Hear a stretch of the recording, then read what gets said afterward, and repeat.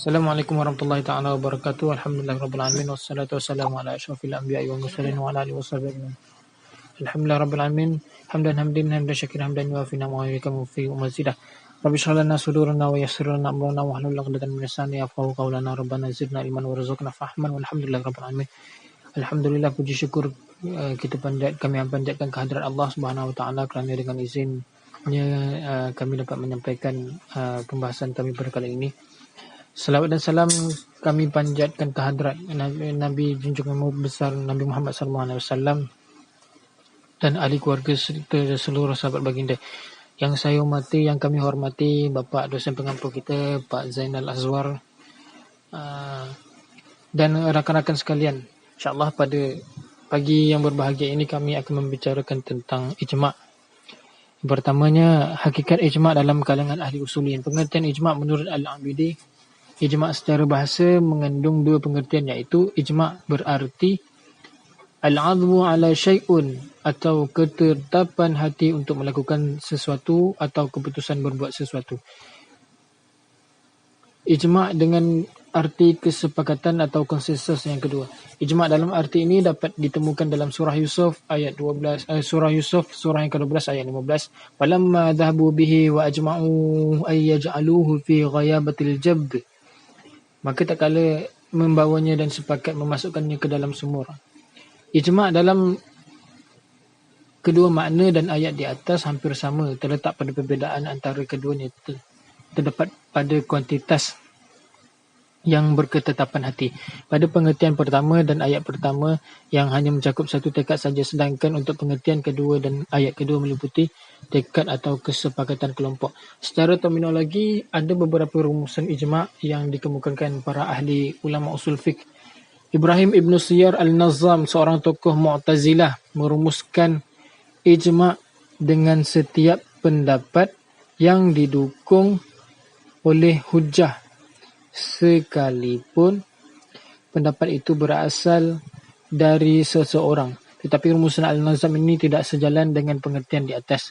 Al-Imam Ghazali merumuskan ijma' dengan kesepakatan umat Muhammad secara khusus tentang suatu masalah agama. Rumusan ini memberi batasan bahawa ijma' harus dilakukan oleh umat Muhammad SAW, iaitu Islam. Tetapi harus dilakukan oleh umat Islam, termasuk orang awam. Imam Ghazali tidak mengatakan bahawa ijma' harus dilakukan setelah wafatnya Rasulullah SAW. Alasannya kerana pada zaman Rasulullah tidak diperlukan sebab keberadaan Rasulullah SAW sebagai syar'i ataupun penentu ataupun pembuat hukum yang tidak memerlukan ijma'. Al-Abidi merumuskan ijma' adalah kesepakatan sejumlah ahlul halli wal aqdi, para ahli yang berkompeten mengurusi umat dari umat Muhammad pada suatu masa atas suatu hukum. Definisi yang dikemukakan ulama ahli sunnah wal jamaah adalah seputar definisi yang dikemukakan oleh Al-Abidi, walaupun mereka berbeza dalam merumuskannya.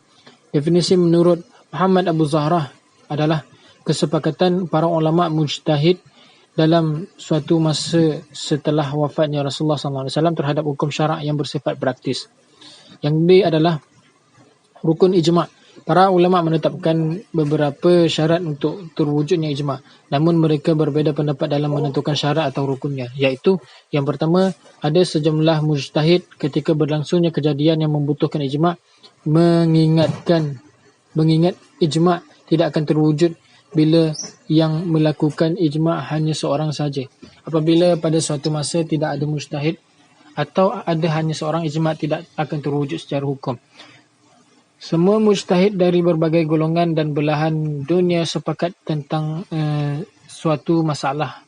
Apabila kesepakatan itu hanya terwujud di kalangan sebagian mujtahid atau mujtahid wilayah dan kelompok tertentu, seperti kesepakatan mujtahid Hijaz atau mujtahid Iraq saja, maka keputusan itu tidak dianggap sebagai ijma'. Kerana ijma' akan terjadi apabila disepakati oleh seluruh mujtahid. Yang ketiga adalah kesepakatan itu akan tercapai apabila masing-masing mujtahid mengemukakan alasannya atau pendapatnya tentang suatu masalah secara terang-terangan. Pendapat itu dapat dikemukakan melalui ucapan dengan mengemukakan fatwa tentang suatu masalah hukum atau melalui perbuatan dengan menetapkan putusan di pengadilan dalam kedudukannya sebagai hakim. Kesepakatan hukum tentang yang keempat adalah kesepakatan hukum suatu masalah berasal dari semua mujtahid secara utuh. Apabila kesepakatan itu berasal dari mayoritas mereka saja dan sebahagian kecil mereka tidak menyetujui, maka ijma' tidak dapat dikatakan terwujud. Apabila terjadi perbezaan pendapat di kalangan mujtahid, ada kemungkinan benar pendapat suatu kelompok mujtahid dan kelompok lain mempunyai pendapat yang keliru. Kesepakatan mayoritas ulama' semata tidak dapat dijadikan sebagai hujah yang qat'i dalam memutuskan suatu hukum.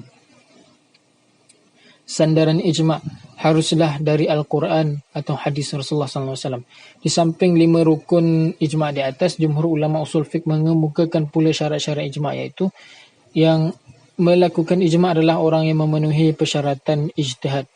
Yang B adalah kesepakatan itu muncul dari para mujtahid yang bersifat adil, berpendidikan kuat terhadap agamanya. Yang C adalah para mujtahid yang terlibat adalah orang yang berusaha menghindarkan diri dari ucapan atau perbuatan bid'ah. Syarat yang tidak disepakati para ulama ialah yang pertama, para mujtahid itu haruslah sahabat. Yang kedua, mujtahid itu kerabat Rasulullah SAW. Apabila memenuhi dua syarat ini, maka ulama usul menyebutnya sebagai ijma' sahabat. Mujtahid itu adalah ulama Madinah. Hukum yang disepakati itu tidak ada yang membantahnya sampai wafatnya seluruh mujtahid yang menyepakatinya. Tidak terdapat hukum ijma' sebelum yang berkaitan dengan masalah yang sama. Selanjutnya akan dilanjutkan oleh teman saya, Saudara Fandi. Baik, saya akan menyambung penjelasan dari saudara saya tadi. Selanjutnya itu kehujahan ijma'.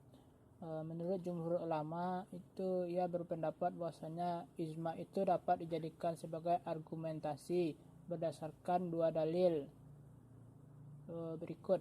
Yang pertama itu hadis-hadis yang menyatakan bahwa umat Muhammad tidak akan bersepakat terhadap kesesatan. Apa yang dipandang oleh kaum muslimin itu baik, maka menurut Allah juga baik.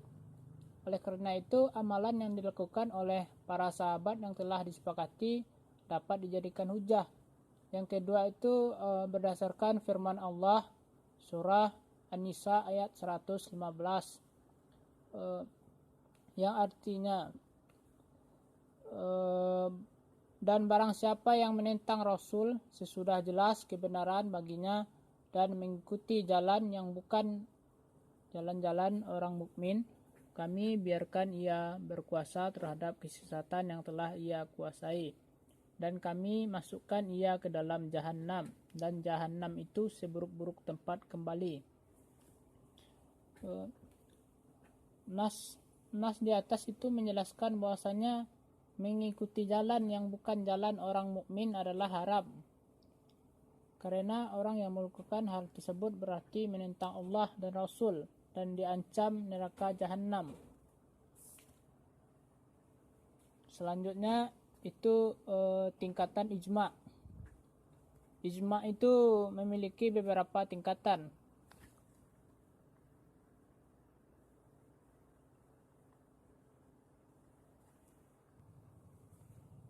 Yang pertama itu ijma' syarih, di mana setiap mujtahid menyatakan bahwa mereka menerima pendapat yang disepakati tersebut. Ijma' syarih inilah yang disepakati oleh jumhur fuqaha sebagai hujjah. Imam Syafi'i memberikan interpretasi terhadap ijma' syarih ini sebagai berikut. Ijma' syarih adalah jika engkau atau salah seorang ulama mengatakan hukum ini telah disepakati, maka niscaya setiap yang engkau temui juga mengatakan seperti apa yang engkau katakan. Dan yang tingkatan yang kedua itu ada ijma' sukuti.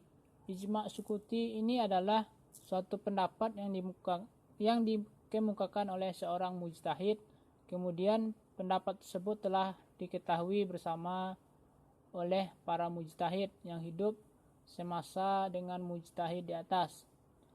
Akan tetapi tidak ada seorang pun yang mengingkarinya. Mengenai ijma' Sukuti ini, para ulama itu terbagi kepada 3 pendapat. Yang pertama itu tidak memasukkan ijma' Sukuti ini ke dalam kategori ijma'. Ini pendapat mayoritas ulama dan Imam Syafi'i. Yang kedua itu memasukkan ijma' Sukuti ini dalam kategori ijma'. Hanya saja tingkat kekuatannya di bawah ijma' syarih. Pendapat ini dibukakan oleh sebagian fuqaha yang lain. Yang ketiga itu ijma' Sukuti dapat dijadikan argumentasi, akan tetapi tidak termasuk ke dalam ijma'. Dan yang tingkatan ijma' yang ketiga itu ijma' pada masalah pokok. Jika para fuqaha yang hidup dalam satu generasi tetapi berbeda pendapat, akan tetapi tidak berbeda dalam hukum yang pokok, maka seseorang tidak boleh mengemukakan pendapat yang bertentangan dengan pendapat mereka. Misalnya para fuqaha generasi sahabat berbeda pendapat tentang bagian harta pusaka seorang kakek yang masih hidup bersama dengan saudara si mayit. Sebagian pendapat bila kakek itu bersama saudara si mayit, maka saudara-saudara si mayit tersebut mendapat harta pusaka dengan syarat kakek memperoleh harta pusaka tidak kurang dari 1/3. Sedang sahabat lain berpendapat saudara-saudara mayit itu memperoleh harta pusaka dengan syarat kakek memperoleh tidak kurang dari 1/6 harta pusaka. Sementara itu yang lain berpendapat bahwa saudara-saudara si mayit itu tidak memperoleh harta sama sekali. Selanjutnya saya bagi pihak Rozi mohon maaf, kemungkinan beliau tidak dapat menyampaikan tentang pembahasan beliau. Saya akan menyambung pembahasan beliau. Yang bagian B itu implikasi perbedaan hakikat ijma' di kalangan usuliyin di zaman moden. Para ulama usul fiqh klasik dan moden telah membahas kemungkinan terjadinya ijma'. Mayoritas klasik ulama klasik mengatakan tidaklah untuk melakukan ijma'. Bahkan secara aktual ijma' itu telah ada. Mereka mencontohkan hukum-hukum yang telah disepakati seperti kesepakatan tentang pembagian waris bagi nenek sebesar 1/6 dari harta warisan dan larangan menjual makanan yang belum ada di tangan penjual. Akan tetapi ulama klasik lainnya seperti Imam Ahmad bin Hanbal mengatakan bahawa siapa yang mengatakan adanya ijma' maka ia telah berdusta, kerana mungkin saja mujtahid yang ada tidak bersetuju, mujtahid lain tidak bersetuju. Oleh kerana itu, menurut beliau sangat sulit untuk mengetahui adanya ijma' terhadap satu masalah. Apabila ada orang yang bertanya apakah ijma' itu ada dan secara aktual terjadi, menurut Imam Ahmad bin Hanbal jawaban yang paling tepat adalah kami tidak mengetahui ada mujtahid yang tidak setuju dengan hukum ini. Adapun ijma' dalam kalangan ulama fiqh kontemporer seperti Muhammad Abu Zahra, Khudari Bek, Abdul Wahab Khalaf, Fathi Duraini, seorang profesor fiqh dan usul fiqh di Universitas Damaskus Syria, dan Wahbah Suhaili mengatakan bahawa ijma' yang mungkin terjadi hanyalah di zaman sahabat kerana para sahabat masih berada di satu daerah. Adapun masa untuk sesudahnya untuk melakukan ijma' tidak mungkin kerana luasnya wilayah Islam dan tidak mungkin mengumpulkan seluruh ulama' pada satu tempat. Zakiuddin Sya'ban mengatakan bahawa apabila didapati di dalam kitab-kitab fiqh ungkapan ijma', maka yang kemungkinan mereka maksudkan adalah ijma' Sukuti atau ijma' kebanyakan ulama' atau ijma' kebanyakan ulama' bukan ijma' seperti yang dimaksudkan oleh ulama' usul fiqh. Mungkin setakat itu saja penyampaian daripada kami. Selebihnya kami mohon maaf atas segala kesalahan, kekhilafan, mohon dipermaafkan.